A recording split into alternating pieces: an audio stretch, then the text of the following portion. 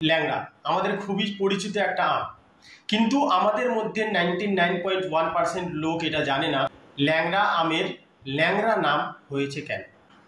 এর পেছনে বিরাট বড় একটা কাহিনী আছে। কাহিনীটা খুব ইন্টারেস্টিং।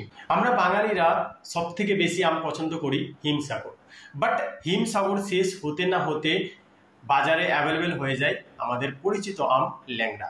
সেই ভুবন ভোলা স্বাদের আমটির নাম ল্যাংড়া কেন?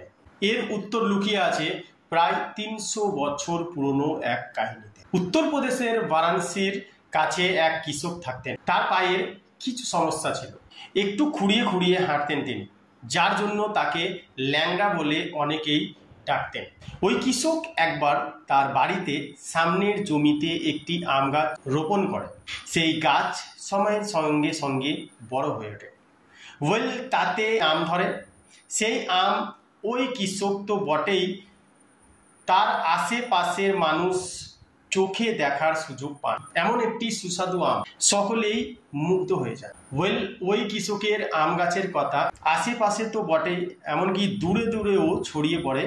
ওই আম গাছ থেকে আরো আম গাছ রোপণ হতে থাকে এলাকা জুড়ে। যেহেতু ওই কৃষকটাকে ল্যাংড়া বলে ডাকা হতো এবং কৃষকের বাড়িতেই ওই আম প্রথম হয়েছিল, তাই সেই আমের নাম হয়ে যায় ল্যাংড়া আম, যা আজও শত শত বছর পার করেও তার স্বাদের জাদুতে সকলকেই মুগ্ধ করে চলেছে Langra. Thank you very much for watching. Like, subscribe and share your friend.